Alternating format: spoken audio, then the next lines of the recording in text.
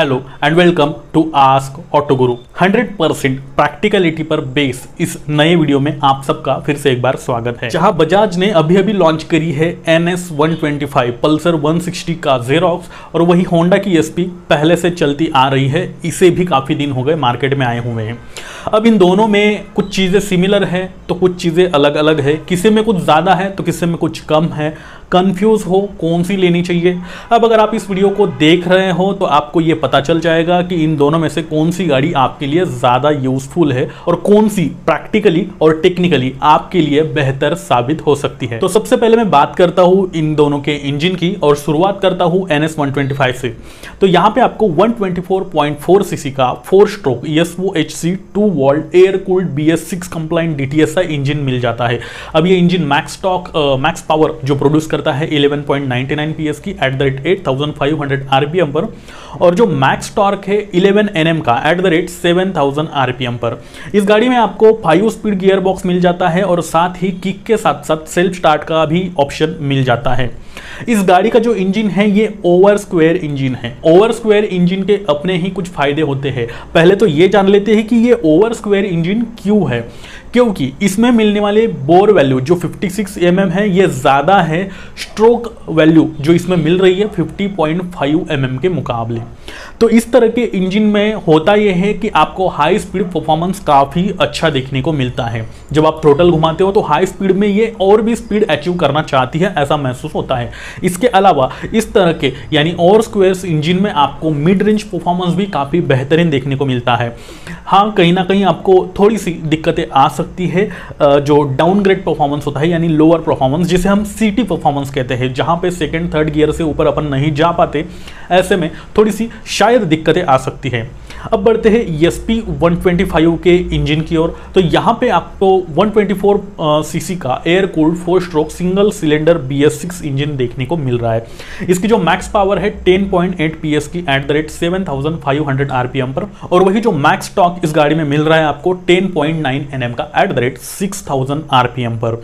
यहां पर भी आपको 5 स्पीड का जो गियर बॉक्स है वो मिल जाता है। यहां पर भी आपको किक एंड सेल्फ स्टार्ट का ऑप्शन मिल जाता है, लेकिन इसमें मिलने वाला इंजन अंडर स्क्वायर इंजन है। ऐसा इसलिए क्योंकि इसमें मिलने वाली बोर साइज जो कि 50 mm है ये कम है इसमें मिलने वाले स्ट्रोक साइज 63.1 mm के मुकाबले, ये ज्यादा है। तो यहाँ पे ये जो अंडर स्क्वायर इंजन होता है यानी इस तरह के इंजन्स के अपने ही कुछ फायदे होते हैं। फायदे ये होते हैं कि यहाँ पे आपको फ्यूल एफिशिएंसी काफ़ी अच्छी देखने को मिलती है। कम RPM पे भी इस तरह के इंजन अच्छा खासा टॉर्क जो है वो जनरेट करके देते हैं। इस तरह के इंजन के नुकसान ये होते हैं कि जब आप हाई स्पीड परफॉर्मेंस अचीव करना चाहते हो वहाँ पे आपको खासी परेशानी आ सकती है। इसके अलावा लो एंड परफॉर्मेंस या फिर जो मिड रेंज परफॉर्मेंस है वो यहाँ पे काफ़ी अच्छा देखने को मिलता है। सम अप ली जाए इन दोनों के इंजन्स की टेक्निकली और प्रैक्टिकली बातों को, तो हाई एंड परफॉर्मेंस में पल्सर आपको यानी NS 125 ज्यादा अच्छा सपोर्ट करने वाली है SP 125 के मुकाबले, और लो एंड परफॉर्मेंस में यानी CT परफॉर्मेंस में आपको SP 125 का इंजन थोड़ा सा ज्यादा अच्छा सस्टेन कर लेगा NS 125 के मुकाबले। मतलब दोनों की थोड़ी सी कहानी उल्टी है। टेक्निकली कुछ आंकड़े दिखाई दे रहे हैं, ऑन रोड शायद ये बदल सकते हैं। बात कर लेते हैं इन दोनों ही गाड़ियों के बिल्ड क्वालिटी की और मजबूती की। तो अगर NS 125 की बात करूं तो यहाँ पे जो चेसी है वो सिंगल डाउन ट्यूब चेसी मिल रही है जो कि NS 160 की ही कुछ उसी तरह से यहाँ पे लगाई गई है। मटेरियल लगभग उसमें यानी 125 सीसी में 160 वाली का ही जो है लगाया गया है। नो डाउट 160 सीसी की जो NS है वो बेहतरीन है। इसमें fabric material, plastic material, steel, iron, glass material, headlight का मटेरियल, मतलब जो भी है वो कुछ हद तक यहाँ पे लगाया गया है 99% समथिंग। तो होता यह है कि अगर उसी का मटेरियल इसमें लगाया गया है, उस गाड़ी को बनाया गया था 160 सीसी के हिसाब से, अब अगर उसे कम छोटे यानी छोटे परफॉर्मेंस वाले इंजन में लगा दिया है तो डेफिनेटली इसकी बिल्ड क्वालिटी और भी ज़्यादा मजबूत हो जाती है। वही दूसरी ओर SP 125 में आपको जो चेसी मिल रही है वो डायमंड टाइप चेसी मिल रही है। यहाँ पे भी किसी भी तरह का कोई क्वालिटी कॉम्प्रोमाइज महसूस नहीं होती है। हालांकि होंडा के कलर्स यानी कि जो पेंट्स होते हैं उस पर कुछ हद तक डाउट्स कुछ यूनिट्स में दिखा हुआ है, बाकी उसके अलावा यहाँ पे किसी भी तरह की कोई कॉम्प्रोमाइज यानी कि कॉस्ट कटिंग महसूस नहीं होती है। ओवरऑल दोनों ही गाड़ियों की बिल्ड बिल्ड क्वालिटी काफ़ी अच्छी है। NS 125 में आपको एक फ़ायदा ये मिल जाता है कि उसमें जो लेग गार्ड लगाए गए हैं वो काफ़ी ज़्यादा मजबूत है। जब भी आपकी गाड़ी क्रैश होती है यानी गिर जाती है तो आपके गाड़ी के बॉडी के साथ साथ आपके पैरों की भी जो है वो रक्षा करती है, ज़्यादा आपको इंजोर्ड नहीं होते हो, वो एक फ़ायदा है। SP 125 का जो क्रैश गार्ड है वो कहीं ना कहीं गाड़ी गिर जाने पर थोड़ा सा झुक जाता है, मुड़ जाता है, ये कहीं ना कहीं इसमें डिसएडवांटेज थोड़ा सा शायद देखने को मिल सकता है। NS 125 ये जो गाड़ी है इसका ओवरऑल कर्व वेट आपको 144 kg का देखने को मिल रहा है। और जैसे मैंने कहा कि इस गाड़ी में पावर जो है मैक्स पावर 11.99 PS की इसमें आपको मिल रही है। इस हिसाब से अगर मैं पर्टिकुलर इसी NS 125 के पावर टू वेट रेशो का जो कैलकुलेशन है वो करूं तो यहाँ पे 83.26 HP पर kg का रेशो निकल करके आता है। अब यही रेशो SP 125 में क्या निकल करके आता है, तो देखो SP 125 का ओवरऑल कर्व वेट 118 किलो का है। मैक्स पावर ये 10.8 PS की जनरेट करती है, जैसे मैंने अभी थोड़े टाइम पहले कहा था। अब अगर इसके हिसाब से इसका पावर टू वेट रेशो का कैलकुलेशन कर लिया जाए तो भाई काफ़ी ज़्यादा फर्क दिखता है, जो कि पल्सर को काफ़ी हद तक पीछे छोड़ देती है, क्योंकि यहाँ पे 91.52 HP पर kg का जो पावर टू वेट रेशो है वो देखने को मिल रहा है इन दोनों ही गाड़ियों में। पावर टू वेट रेशो अब देखो ऐसा नहीं है कि पल्सर में कम है तो ये फिर इनिशियल पिकअप या फिर इसके ऊपर 2-3 बंदे बैठने के बाद ये कम खींचेगी SP के मुकाबले, ऐसा नहीं है। कैलकुलेशन करते वक्त किन किन चीज़ों को देखा जाता है, तो आपके मैक्स पावर को देखा जाता है, साथ ही साथ कर्व वेट को भी देखा जाता है और ओवरऑल गाड़ी का स्ट्रक्चर भी। तो इस हिसाब से जैसे मैंने कहा 144 kg NS 125 में मिल रहा है तो उसके मुकाबले कर्व वेट कहीं ना कहीं SP में कम है और इसीलिए पावर टू वेट रेशो का जो रेशो है एक्चुअली वो SP 125 में ज़्यादा देखने को मिल रहा है। हाँ, ऑफकोर्स यस फायदे है SP को, इनिशियल पिकअप काफ़ी अच्छा रहेगा पल्सर के मुकाबले, साथ ही साथ आपको जो सेकेंड और थर्ड गियर में पिकअप मिलना चाहिए वो भी बेहतरीन मिल जाएगा इस SP 125 में। लेकिन अगर गाड़ी पर ज़्यादा लोड है तो वहाँ पे आपको NS 125 थोड़ा सा ज़्यादा अच्छा पिकअप जो है सेकेंड थर्ड गियर में देखने को मिल जाएगा कैलकुलेशन के हिसाब से। बढ़ते ही आगे और बात कर लेते हैं इन दोनों ही गाड़ियों के टर्निंग रेडियस की। अब ये टर्निंग रेडियस व्हील बेस के आधार पर तय किया जाता है। व्हील बेस यानी दोनों टायर्स के बीच का डिस्टेंस, अगला और पिछला। तो जो NS 125 है यहाँ पे आपको 1353 mm का जो व्हील बेस है वो देखने को मिल रहा है और साथ ही SP 125 में 1285 mm का। तो यहाँ पर भी कहीं ना कहीं SP 125 विन हो जाती है, क्योंकि यहाँ 1285 mm का मिल रहा है, थोड़ा सा कम है NS 125 के मुकाबले। इस जो व्हील बेस होता है ये जितना कम होता है उतनी ही आपकी जो गाड़ी है वो सिटी राइडिंग में घुमाने के लिए, कम जगह में से निकालने के लिए, उसे कम जगह में घुमाने के लिए काफ़ी ईजी साबित होती है, जो कि टर्निंग रेडियस हम जिसे कहते हैं। जितना कम व्हील बेस उतना टर्निंग रेडियस कम हो जाता है, जो कि SP 125 को इसका एडवांटेज मिलता है। लेकिन अगर व्हील बेस अच्छा खासा है, बड़ा है, तो हाईवे पर हाई स्पीड परफॉर्मेंस में स्टेबिलिटी बनाने के लिए, सेंट्रल ऑफ ग्रेविटी रोड से गाड़ी को चिपक कर चलाने के लिए बड़ा व्हील बेस काम आता है। तो कहानी यहाँ पे ये भी आती है कि अगर आपको high speed performance wheel base के आधार पर देखा जाए तो थोड़ा सा अच्छा NS 125 में देखने को मिलेगा, SP 125 में कम देखने को मिलेगा। लेकिन जो सिटी राइडिंग है यानी टर्निंग रेडियस वाली बात जैसे मैंने कही, तो वो SP में अच्छी मिलेगी NS के मुकाबले। आगे चल के अगर आप इन दोनों ही गाड़ियों को खराब रास्तों पर या फिर ऑफ रोडिंग करना चाहते हो या फिर किसी पहाड़ों वाले इलाकों में चलाना चाहते हो तो वैसे दोनों ही गाड़ियों को नीचे से ज़्यादा हिट होने का कोई चांस नहीं है। लेकिन SP 125 में मिलने वाला ग्राउंड क्लियरेंस थोड़ा कम लगता है, जो कि है 160 mm का, और इसी के एग्जैक्ट अपोजिट में आपको NS 125 में 179 लगभग 180 mm का देखने को मिलता है।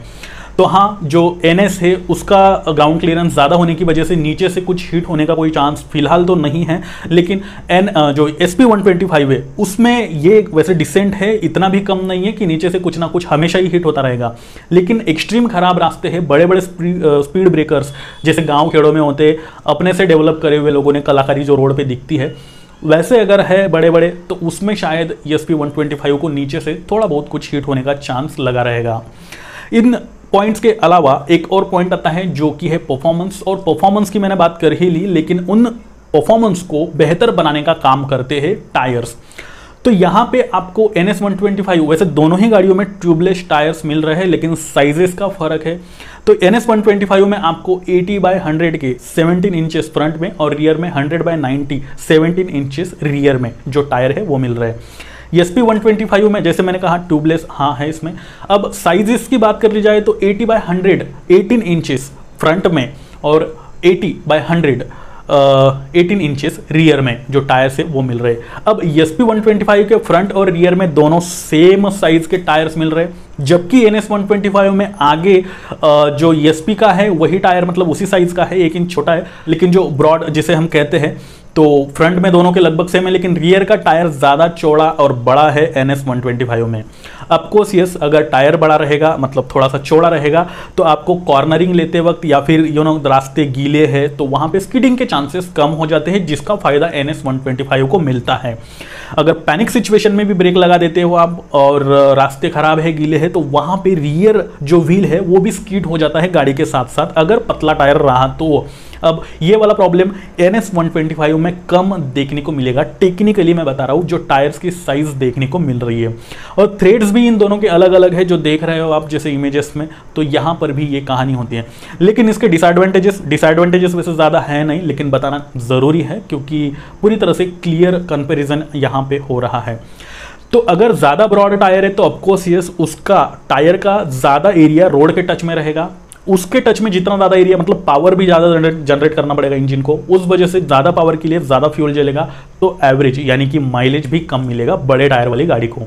छोटे टायर वाली गाड़ी का ऑफकोर्स यस एरिया छोटा होता है, रोड के कनेक्शन में थोड़ा ही एरिया आता है, उसे मूव करने के लिए इंजन को ज़्यादा पावर जनरेट नहीं करनी पड़ती है और उस वजह से फ्यूल भी कम कंजम्पशन होता है, जिस वजह से आपको ज़्यादा माइलेज SP में देखने को मिलेगा डेफिनेटली यस, भले इंजन एक ही सीसी का है दोनों ही गाड़ियों में।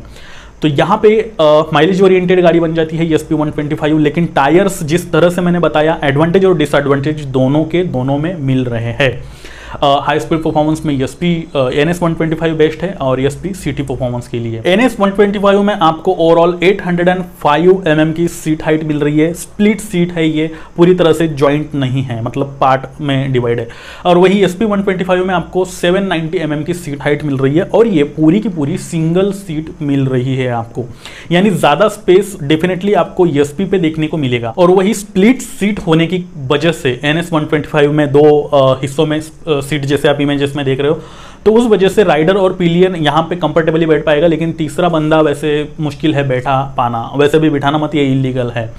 अब अगर सीटिंग पोजीशन की बात कर ली जाए तो NS125 की जो सीट है वो थोड़ी एग्रेसिव है राइडर के लिए, जो कि SP125 में काफी अपराइड है, सीधी है। अगर दोनों ही गाड़ियों को आप 80-90 किलोमीटर कंटिन्यू चला करके लेके जा सकते हो तो सीटिंग पोजीशन के आधार पर ज्यादा अच्छा कंफर्टेबल एबिलिटी SP125 में देखने को मिलेगी। और वही अगर आपकी हाइट 5.5 फीट है तो आप NS125 को चला पाओगे, 5.4 फीट है तो SP125 को चला पाओगे, जैसे कि मैंने अभी थोड़े टाइम पहले सीट हाइट का मुआयना लिया। अब इसके अलावा पिलियन के लिए दोनों ही सीटें काफी कंफर्टेबल है, दोनों ही गाड़ियों के ग्रैब रेल्स भी बेहतरीन है पकड़ने के लिए। वही अगर घर की किसी लेडीज को हमें वन साइड बिठाना है, साड़ी वाड़ी पहनते हैं हमारे घर के लेडीज लोग, तो अगर उनको वन साइड बिठाना पड़े तो SP125 ज्यादा फायदे का सौदा साबित होती है ऐसे में, क्योंकि NS125 पे बैठ नहीं पाएगा कोई भी सिंगल साइड, ऐसा नहीं है, उस पर भी बैठ पाएगा, लेकिन कंफर्टेबल एबिलिटी की बात कर ली जाए तो जी हाँ SP125 थोड़ी सी अच्छी साबित होती है। Overall fuel tank capacity NS125 में 12 लीटर की मिल रही है, SP125 में 11 लीटर की मिल रही है। माइलेज का यहाँ पे काफी ज्यादा फर्क देखने को मिलता है, कंपनी चाहे जो भी क्लेम करे, लेकिन रियल लाइफ में लगभग NS125 का आपको 55 से लेकर 60 किलोमीटर पर लीटर तक का शायद देखने को मिल सकता है, और वही SP125 में 65 से लेकर के 70 kmpl तक का देखने को मिल सकता है। यहाँ पे एक और सुझाव मैं देना चाहूंगा, क्योंकि माइलेज हमेशा डिपेंड करता है आप लोगों के राइडिंग स्किल पे, आप किस तरह से गाड़ी चलाते हो, किस तरह से यूज करते हो, तरह तरह की बातें होती है। तो ये ऑन एन एवरेज जो माइलेज है वो मैंने बताया है, शायद इससे कम या फिर इससे ज़्यादा भी मिल सकता है। इसके अलावा इन दोनों ही गाड़ियों में कुछ ऐसे बेहतरीन फीचर्स है जिसकी वजह से भी ये गाड़ियाँ काफ़ी अच्छी जो है पसंद की जा रही है। तो NS125 के फीचर्स की बात कर ली जाए तो यहाँ पे आपको कॉम्बी ब्रेकिंग सिस्टम मिल जाती है, यानी पिछला लगाओ तो अगला भी थोड़ा बहुत लग जाता है। इंस्ट्रूमेंट कंसोल यहाँ आपको एनालॉग एंड डिजिटल मिल रहा है, जिसके अंदर speedometer, tachometer, odometer, trip meter, fuel gauge indicator जैसी चीजें मिल जाती है। इसके अलावा पास स्विच मिलता है, पैसेंजर फुटरेस्ट मिलता है, हेडलाइट हैलोजन का मिल रहा है, टर्न सिग्नल लैंप यानी इंडिकेटर बल्ब के मिल रहे हैं, एलईडी टेल लाइट यहाँ मिल रहा है जो सिग्नेचर लैंप है अपना पल्सर का, बैटरी कैपेसिटी 12 वॉट की यहाँ मिल जाती है, साथ ही साथ लो फ्यूल इंडिकेटर भी इस गाड़ी में मिल रहा है। इसके एग्जैक्ट अपोजिट में SP 125 क्या क्या हमें ऑफर कर रही है, तो यहाँ पर भी हमें कॉम्बी ब्रेक सिस्टम देखने को मिल जाता है, लेकिन जो इंस्ट्रूमेंट कंसोल है वो यहाँ फुल्ली डिजिटल देखने को मिलता है, जो कि पल्सर में पार्ट एनालॉग पार्ट डिजिटल देखने को मिल रहा था अब तक। इसी के साथ इस इंडिकेटर में इंस्ट्रूमेंट कंसोल में SP 125 के इसमें आपको service due indicator, speedometer, odometer, fuel gauge indicator जैसे फीचर्स देखने को मिल जाते हैं। इसके अलावा इस गाड़ी पे आपको जो पास स्विच है वो भी मिल रहा है, silent start with ACG technology है ये होंडा की, ये इसमें मिल रही है। ये मेरे हिसाब से ज्यादा काम की नहीं है, साइलेंट स्टार्ट करके क्या करना है, ये तो चोरों को बुलावा है, मेरे पीछे से गाड़ी चालू कर लो और लेके जाओ साइलेंट स्टार्ट, मुझे भी ना पता चले, तो ऐसा है। ये पर्सन टू पर्सन डिपेंड करता है, मेरे हिसाब से ये यूजलेस फीचर है। अब इसमें गियर पोजीशन इंडिकेटर भी मिल जाता है, इको इंडिकेटर मिल जाता है, माइलेज इस पे काफी अच्छा मिलता है यानी कि इकोनॉमिक मोड जिसे हम लोग कहते हैं, पैसेंजर फुटरेस्ट ऑफकोर्स यस दोनों जगह पे मिल रहा है, इंजन किल स्विच दोनों जगह मिल रहा है, हेडलाइट यहाँ पे LED है, वहां पे यानी NS में आपको हैलोजन का मिल रहा है, टेल लाइट यहाँ बल्ब का मिल रहा है और वहां LED का मिल रहा है, उल्टी कहानी है मतलब। वही टर्न सिग्नल लैंप्स जो है यानी कि इंडिकेटर्स ये बल्ब में मिल रहे हैं इसके बाद 12 वॉट की बैटरी कैपेसिटी यहाँ पे भी मिल रही है, लो फ्यूल इंडिकेटर मिल रहा है, डिस्टेंस टू एम्प्टी के इंडिकेटर ये मिसिंग है NS में जो कि यहाँ मिल रहा है, और एवरेज फ्यूल इकोनॉमी इंडिकेटर भी आपको इस गाड़ी में एक्स्ट्रा मिल जाता है। इन सभी फीचर्स के साथ दोनों ही गाड़ियों की वैसे प्राइस में भी काफी ज्यादा फर्क है। NS 125 आपको 94 से लेकर 95,000 दिल्ली एक शोरूम प्राइस रेंज के हिसाब से मिल जाती है, वही SP 125 78,000 से लेके 82,000 के बीच में मिल जाती है दिल्ली एक शोरूम प्राइस। अब प्राइस का भी वही लोचा है, हर जगह अलग अलग होती है, आप आपके नजदीकी शोरूम पर जाकर इन दोनों की ऑन रोड प्राइस आपकी सिटी में कितना है जरूर पूछ लेना। अब यहां तक तो चलो सारी कहानी अच्छी है, ओके है, किसी में कुछ अच्छा है, किसी में कुछ खराब है, किसी में कुछ और ही अच्छा है, दोनों ही गाड़ियों की मैं बात कर रहा हूं। इसके अलावा अगर इन दोनों ही गाड़ियों के service network, spare part availability की बात कर ली जाए तो यहां पे वैसे देखो होंडा और बजाज, होंडा जैसे मैं हमेशा कहता हूं ये बाहरी ब्रांड है, इंडिया में काम कर रहा है, इंडियंस पे आजकल कोई भी बाहर का ब्रांड ज्यादा फोकस कर रहा है, जैसे बाइकॉट चाइना हमने करके दिखाया है, कुछ हद तक करके दिखाया है, उस हद तक बाकी कंपनियों को भी डर लगने लग गया है, जो कि हमारी यूनिटी है, होना भी चाहिए। तो अगर स्पेयर पार्ट अवेलेबिलिटी या फिर सर्विस नेटवर्क की पहले अगर मैं होंडा की बात करूं तो जी हाँ, होंडा ये बहुत बड़ा ब्रांड है, जगह जगह पे फैला हुआ है, गांव खेड़ों में भी इसकी सर्विस अवेलेबल हो जाती है। रही SP 125 इस पर्टिकुलर गाड़ी के स्पेयर पार्ट की बात, तो हाँ आपको लोकल गैरेज, लोकल मैकेनिक के पास भी इसके स्पेयर पार्ट अवेलेबल हो जाएंगे। क्योंकि आपकी जानकारी के लिए बता दूं कि ये जो शाइन पहले आया करती थी SP होके, अभी शाइन हो गई है सिर्फ, और फिर उससे पहले भी एक आया करती थी, तो कहीं ना कहीं उन सभी को मॉडिफाई करके थोड़ा बहुत 19-20 का जुगाड़ करके जो स्पेयर पार्ट है कुछ हद तक इमरजेंसी सिचुएशन में SP में बिठाया जा सकता है, जो कि मैकेनिक अपने हिसाब से कर लेगा, हम आप जैसे लोगों को पता भी नहीं चलता, तो वो चीज़ है। वही अगर दूसरी ओर इसके एग्जैक्ट अपोजिट में स्पेयर पार्ट अवेलेबिलिटी और सर्विस नेटवर्क के बारे में बात कर ली जाए NS 125 के लिए, तो यहां पर भी किसी भी तरह की कोई दिक्कत नहीं है, क्योंकि जैसे मैंने शुरू में कहा था कि बजाज की जो 160 वाली गाड़ी, बड़े सेगमेंट की जो गाड़ी है, वही छोटी करके बेच रहे हैं बजाज वाले, जो कि अच्छी बात है, कम कीमत में और क्या चाहिए। तो अगर इमरजेंसी सिचुएशन क्रिएट हो जाती है, कहीं पे कुछ भी स्पेयर पार्ट अवेलेबल नहीं है, आप एकदम दूर फंसे हुए हो हाईवे पे, तो वहां का अगर लोकल मैकेनिक होगा तो वो 160 का कुछ हद तक, कुछ ही स्पेयर पार्ट मैं कह रहा हूं, जुगाड़ करके वगैरह कुछ करके आपकी 125 सीसी वाली गाड़ी में बिठा सकता है, काम चलाने लायक बना सकता है। तो यहां पर भी आपको कोई दिक्कत नहीं आने वाली है। दोनों ही गाड़ियों के शोरूम्स हो या फिर सर्विस सेंटर्स हो, जगह जगह अवेलेबल हो जाते हैं, तो ऐसा है।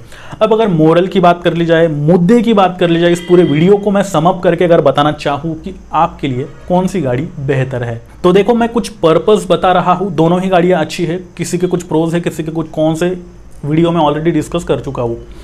तो अगर NS 125 की बात कर ली जाए, तो अगर आप कॉलेज स्टूडेंट हो, मतलब कॉलेज गोइंग स्टूडेंट हो या फिर स्कूल ही सही, ज़्यादा छोटे बच्चे नहीं चलाए गाड़ी तो बेहतर होता है। स्पीड के काफ़ी ज़्यादा शौकीन हो, लॉन्ग राइड पे अक्सर आप जाते रहते हो, आना जाना होता है आपका, कम बजट में हाइयर सीसी वाली सेगमेंट की गाड़ी का मज़ा लेना चाहते हो, कहीं ना कहीं आपको स्पीड के साथ साथ माइलेज ओरिएंटेड गाड़ी भी चाहिए, फंकी राइडर हो, थोड़ा सा कॉर्नरिंग वगैरह भी आप कर लेते हो, इस तरह का अगर आपका यूज़ है, साथ ही साथ कुछ हद तक आपको स्पोर्टी लुक भी चाहिए, ऑफकोर्स ये स्पोर्टी लुक है ही इसमें, तो ये बाइक आपके लिए है, इसे आप खरीद सकते हो। इसी के अपोजिट में SP 125 किन लोगों के लिए बनी है?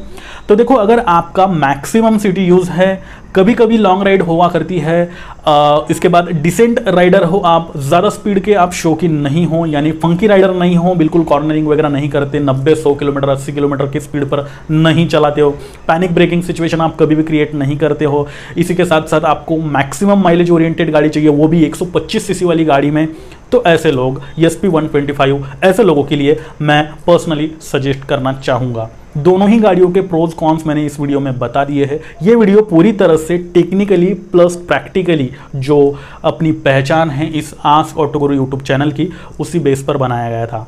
अगले वीडियो में यानी आने वाले कुछ ही दिनों में जो 6 गाड़ियां हैं 125 सीसी सेगमेंट में आने वाली, जिसमें आपकी ग्लैमर आती है, सुपर स्प्लेंडर आती है, शाइन आती है, SP आती है, पल्सर की ये दोनों गाड़ियां आती है, स्प्लिट सीट 125 और NS 125, इन सभी का महामुकाबला एक साथ इकट्ठा कंपैरिजन होने वाला है। उन सब में से आपको चॉइस करने में बेहतरीन मतलब हेल्प हो जाएगी, इजी हो जाएगा कौन सी आपके लिए बनी है। उस वीडियो को देखने के लिए इस चैनल को अभी के अभी सब्सक्राइब कर दो। वीडियो में कुछ भी अच्छा लगा हो तो भाई लाइक कर दो। इसी के साथ अगर आप चाहते हो कि आपके कार और बाइक से रिलेटेड सभी तरह के सवालों के जवाब आपको एक ही चैनल पर अवेलेबल हो जाए, ऐसा आपको लगता है, तो ये चैनल सिर्फ आपके लिए है, इसे सब्सक्राइब करना ना भूले। साथ ही अगर अभी भी आपने मुझे इंस्टा, ट्विटर, फेसबुक पर फॉलो नहीं कर रखा है, तो वहां पर जाकर आप मुझे फॉलो करके आपकी जो दुविधा है वो पूछ सकते हो, जिनकी लिंक मैंने नीचे डिस्क्रिप्शन में दे रखी है। अब मैं चेतन पाटिल लेता हूं आपसे विदा और फिर से मिलता हूं ऐसे ही किसी नए इंटरेस्टिंग वीडियो के साथ। तब तक के लिए नमस्कार।